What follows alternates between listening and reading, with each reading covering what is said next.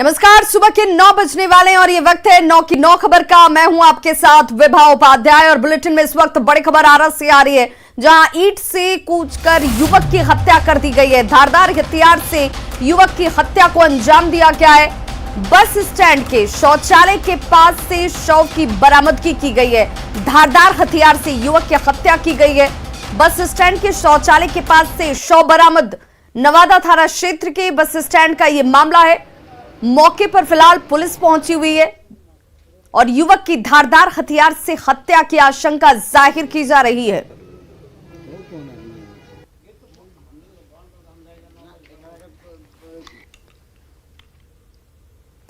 खबर बेगूसराय से, जहां अपराधी बेखौफ हैं और दिन दहाड़े हत्या जैसी घटनाओं को अंजाम देने से बाज नहीं आ रहे। ताजा मामला नया गांव थाना क्षेत्र के सोनापुर भराट गांव का है, जहां बाइक सवार अपराधियों ने बालू कारोबारी नीरज कुमार उर्फ गोलू की गोली मारकर हत्या कर दी है।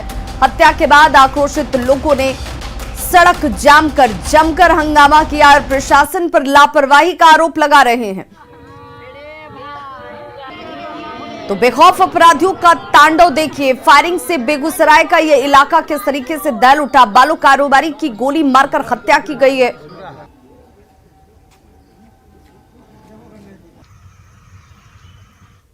कुछो नहीं छे नहीं खड़ा रहे होने से हमरा पप्पा से बतियावे कहलके की गोलू की हाल छो, गोली मारलक और कोई बातें नहीं। राजेश राजकुमार सिंह दोनों मिल के इसको मर्डर कर दिए। मर्डर करके दूसरे बगडोब में जाकर मर्डर किए कि कोई पहचान नहीं हमको पाए। आम जनता या सड़क पर अब समझिए दिन दहाड़े लोगों का मर्डर हो रहा है। कहीं कोई खौफ नहीं कानून का, कोई आदमी सुरक्षित ही नहीं है। अभी जो वर्तमान कानून व्यवस्था की स्थिति है, अब क्या कहा जा सकता है। इतनी दर्दनाक, इतनी माने शर्मनाक घटना। हमको लगता है प्रशासन को शर्म करना चाहिए। इस तरह की घटना घट रही है और वो अभी थाना से 1 किलोमीटर की दूरी पर। और अब बात बिहार में जहरीली शराब से हाहाकार की।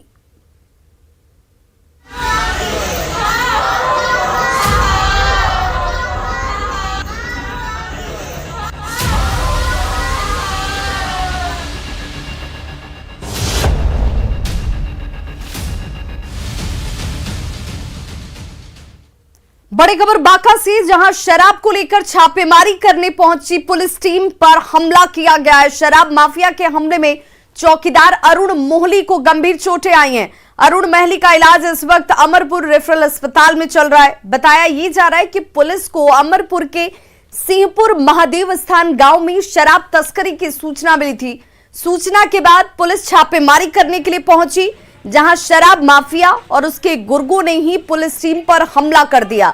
तस्वीरें आपके सामने हैं, जहां पर चौकीदार महली को गंभीर चोट आई है। सिंहपुर महादेव स्थान की यह घटना है। सहयोगी नागेंद्र हमारे साथ इस वक्त ज्यादा जानकारी के साथ फोन लाइन पर जुड़ गए हैं। नागेंद्र, गांव में शराब बनती है, बिकती है, माफियाओं की मौजूदगी है, अब इस वक्त क्या कार्रवाई की जा रही है?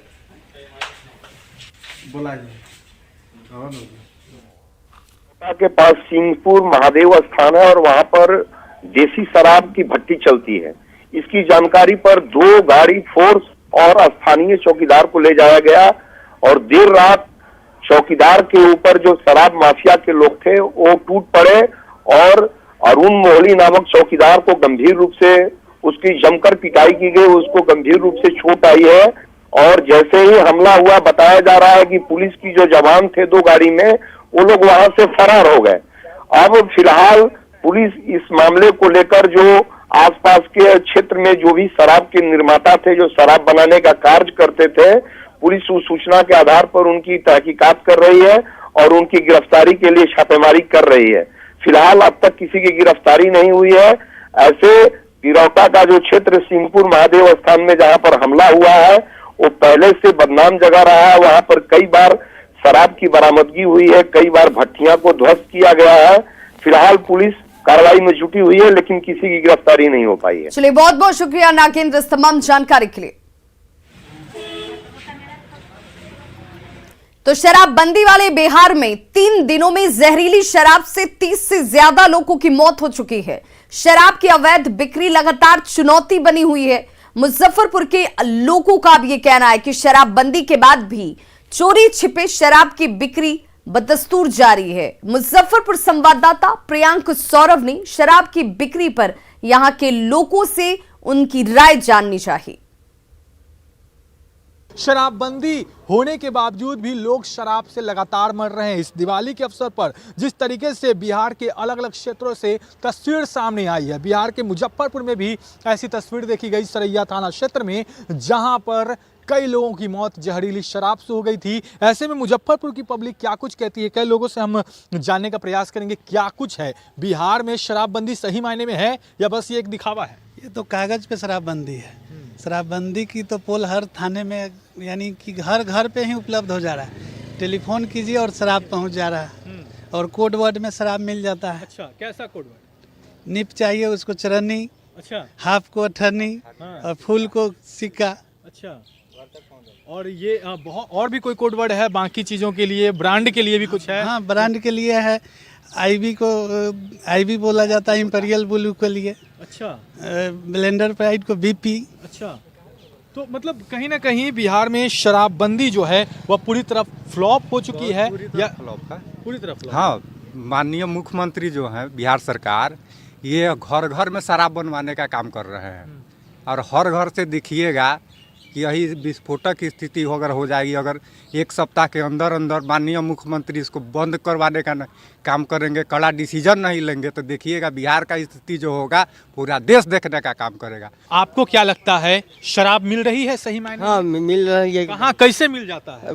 जो फोन करता है लोग, मिल जाता है, तुरंत मिल जाता है। कितना देर में होम डिलीवरी हो रहा है कि मतलब? हाँ, मानिए चलिए होम डिलीवरी। हाँ हाँ, कह रहे हैं कि कोड वर्ड जानते हैं? नहीं, कोड वर्ड अभी तो थोड़ा बहुत मिलता, बाकी वो जी। और भी लोग हैं, हम उनसे भी जानने का प्रयास करेंगे क्या कुछ है। बिहार में शराबबंदी को किस रूप में देख रहे हैं? लगातार लोगों की मौत हो रही है। तो शराबबंदी टोटली फेल है, क्योंकि सरकार जिस स्तर पर शराबबंदी को कड़ा डिसीजन लेके करना चाहिए वो नहीं कर पाई है। अभी गली चौराहा सब जगह हर चौक पर शराब का बिक्री होता है, होम डिलीवरी मिलता है, सारा माफिया लोग सक्रिय है। तो आम लोग क्या सोचते हैं शराबबंदी को, ये आपने सुना। गोपालगंज जिले की सीमा उत्तर प्रदेश से लगती है, यही कारण है कि जिले से शराब की तस्करी बेहद आसानी से होती है।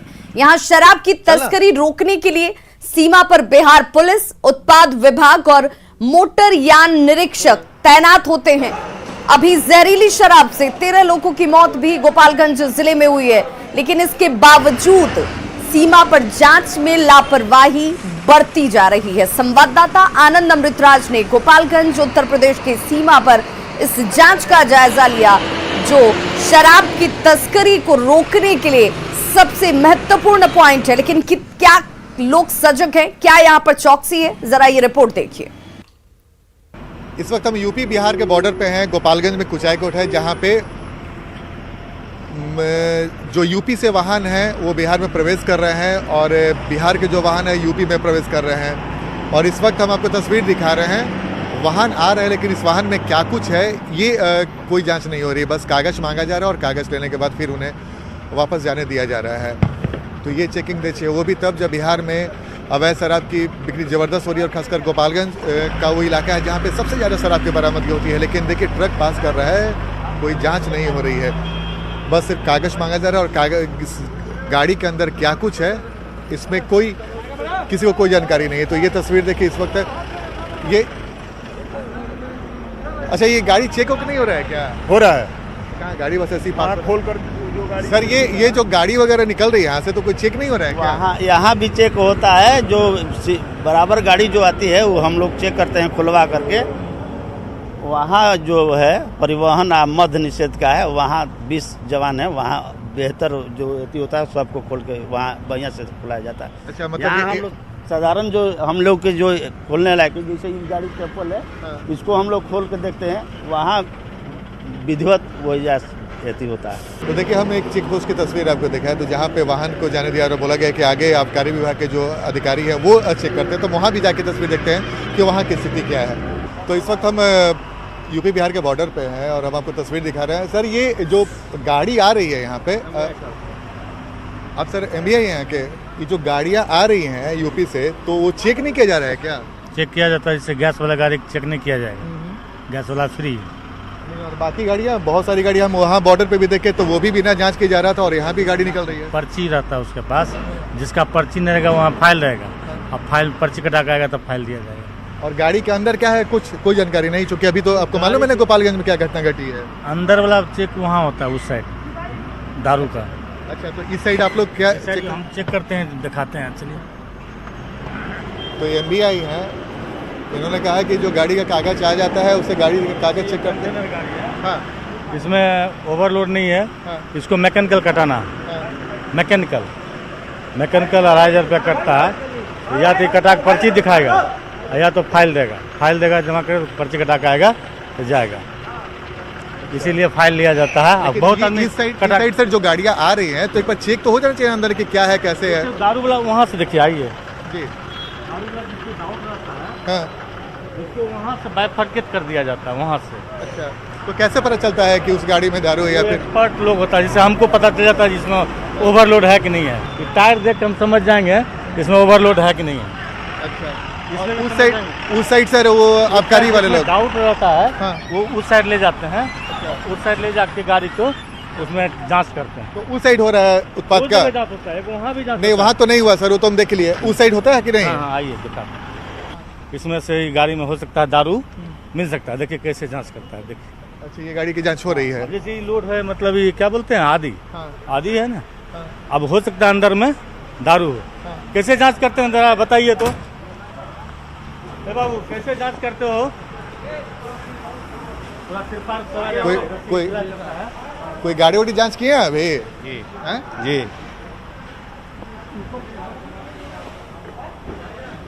तो देखिए, अभी गाड़ियों की जांच हो रही है और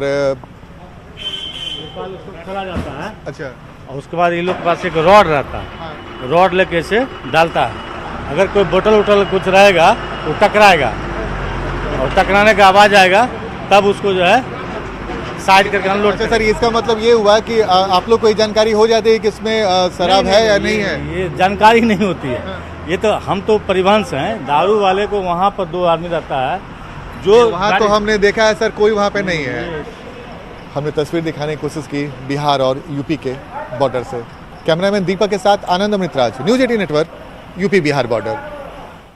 तो कैसी जांच होती है और इस जांच से कितना रोक लगता होगा, वो ग्राउंड रियलिटी आप देख रहे थे। बिहार में पूर्ण शराबबंदी है, बावजूद इसके लोग शराब का सेवन कर रहे हैं। हालात ये है कि इस साल अब तक शराब से करीब 100 लोगों की जान जा चुकी है। शराब तस्करों और माफिया के खिलाफ कार्रवाई के तमाम दावों के बावजूद शराब की तस्करी हो रही है, शराब बन भी रही है, शराब खरीदी भी जा रही है, शराब पी भी जा रही है, और इसे पीने के बाद लोग मर भी रहे हैं। आखिरकार इसके लिए कौन जिम्मेदार है? पूर्व डीजी का मानना है कि लचर सिस्टम की वजह से ये तमाम घटनाएं हो रही हैं। कौन लोग इसमें शामिल थे, इसके शरारती तत्व इसमें, और पीछे कौन कौन लोग थे, जो लोगों के कारण ये घटना हुई है उन लोगों की पहचान कर अनुसंधान के क्रम में जो दोषी पाए जाएंगे उन पर बहुत कड़ी कार्रवाई होगी। जैसा आप लोगों को पता है, तो निलंबन सजा तो है ही, मैं नहीं कहूँगा कि निलंबित सजा नहीं है, लेकिन कई बार क्या है कि निलंबन जो है ना अपनी स्किन बचाने के लिए लोग करते हैं। कई बार ऐसा भी करते हैं कि भाई अगर हम इनको निलंबित नहीं करेंगे तो हम पर कार्रवाई हो जाएगी, और एक आई वॉश भी होता है निलंबित करना, समझे। और निलंबित करने के बाद तो उसके ऊपर बहुत सारी कार्रवाइयाँ की जा सकती हैं, उसको सेवा से बर्खास्त भी किया जा सकता है, उसको कंपल्सरी रिटायरमेंट भी किया जा सकता है, उसकी वेतन वृद्धि रोकी जा सकती है, उसको कालांक दिया जा सकता है। बहुत सारी सजाएं हैं जो कि निलंबन के बाद दी जा सकती हैं। तो बिहार में जहरीली शराब से लोगों की हुई मौत के मामले पर कांग्रेस नेताओं ने पटना में संवाददाता सम्मेलन आयोजित किया, और इस संवाददाता सम्मेलन में कांग्रेस के पूर्व विधायक ऋषि मिश्रा ने राज्य सरकार पर जमकर निशाना साधा। ऋषि मिश्रा ने कहा कि बिहार में 6 सालों से शराबबंदी कानून लागू है, लेकिन शराब पीने से 80 लोगों की मौत केवल 1 साल में हो गई। इस मौके पर बिहार कांग्रेस के पूर्व अध्यक्ष ललन कुमार ने पूरे मामले की निष्पक्ष जांच की मांग की। ये जो शराबबंदी है जो 6 वर्षों से चल रहा है, ये सीधा सरकार का फेलियर है।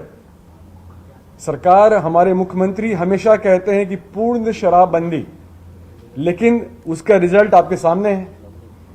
आप लोगों के माध्यम से भी ही हम लोगों ने जाना है कि शराबबंदी के बाद 125 लोगों की मौत हुई है। 125, हर एक व्यक्ति का कीमत होता है और यहां पर 125 लोग मर गए।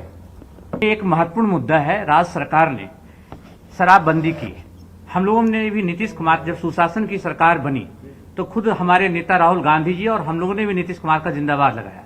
लेकिन आज बिहार की स्थिति, सुशासन की स्थिति है, एसएस फंड जो होता है विशेष शाखा का, लाखों रुपया जिले में खर्च हो रहा है। तो क्या इस 3 जिलों में 58 लोगों की मौतें हुई, तो ये हम मानकर चलें कि सरकार का जो खुफिया विभाग है, विशेष शाखा फेल है। तो बिहार में शराबबंदी के 5 साल बाद भी नशे का न सिर्फ कारोबार फल फूल रहा है, बल्कि जहरीले जाम से कई परिवारों ने अपनों को खो तक दिया। बार बार सख्ती के बावजूद मुख्यमंत्री नीतीश कुमार के ड्रीम प्रोजेक्ट को आखिर पलीता कौन लगा रहा है, इसे समझने की जरूरत है। क्योंकि आए दिन यदि शराबबंदी कानून का माहौल उड़ता रहा तो इसके पीछे जिम्मेदार पुलिस महकमे से लेकर पंचायत स्तर तक के प्रतिनिधि सवालों के घेरे में हैं। हमसे बहुत ज्यादा चिढ़ है कि शराबबंदी लागू किया, तरह तरह की बात लोग बोल रहे हैं, तरह तरह की बात। और देख लीजिएगा, इसी सब धंधेबाज में जो लगा हुआ है, वही लोग हमारे खिलाफ अभियान चलाता है और चाहता है कि कुछ ऐसा करें जिससे ये हट जाए। करीब साल भर पहले मुख्यमंत्री नीतीश कुमार ने ये बातें तब के चुनावी सभा में कही थी। उन्हें इस बात की आशंका सता रही थी कि कुछ तथाकथित लोग बिहार में लागू शराबबंदी कानून को खत्म करने की साजिश रच रहे हैं। मुख्यमंत्री को ऐसा अंदेशा क्यों था? समझना मुश्किल इसलिए भी नहीं है क्योंकि 1 साल बाद फिर से मुख्यमंत्री ने शराबबंदी कानून की कड़ी समीक्षा की बात कह डाली है। लेकिन फिर भी एक पुनः जबरदस्त रूप से अभियान की आवश्यकता है और अभी ये पर्व के बाद हम बिल्कुल निश्चित रूप से हमने मन बना लिया है कि फिर हम इसकी पूरी समीक्षा करेंगे। आखिर नीतीश कुमार को क्यों कहना पड़ रहा है कि वे शराबबंदी कानून को लेकर बड़ी समीक्षा करने जा रहे हैं? आखिर वो कौन सी वजह है जिसने नीतीश कुमार के ड्रीम प्रोजेक्ट को सफल होने देने में बाधक बन रहा है? ये बातें इसलिए क्योंकि बिहार में जहरीली शराब से लगातार हो रही मौत से मुख्यमंत्री नीतीश कुमार बेचैन हो गए हैं।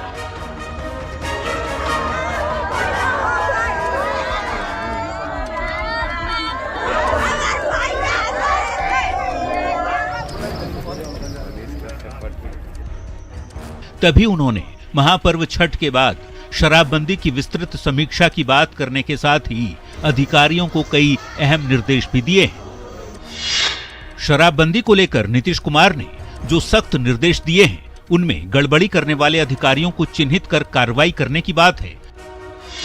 शराबबंदी कानून को कमजोर करने वालों पर सख्त कार्रवाई की बात कही है। मद्य निषेध विभाग और पुलिस मुख्यालय हर दूसरे दिन समीक्षा करें, ऐसा कहा है। बड़े पैमाने पर जागरूकता अभियान चलाने और महिलाओं को उसमें जोड़ने की बात कही है। पहले की तरह एक बार फिर शपथ दिलाए जाने की भी जरूरत बताई है। दरअसल 1 अप्रैल 2016 को मुख्यमंत्री नीतीश कुमार ने प्रदेश भर में शराबबंदी कानून को लागू करने का ऐलान किया था। नीतीश ने तब ये कहा था कि महिलाओं की मांग पर ही उन्होंने पूर्ण शराबबंदी लागू की है। 1 अप्रैल से 2016 में, अब उसके बाद ये महिलाओं की मांग पर हुआ। शराबबंदी का उद्देश्य ये था कि बिहार में अपराध, घरेलू हिंसा के मामलों में कमी लाई जा सके।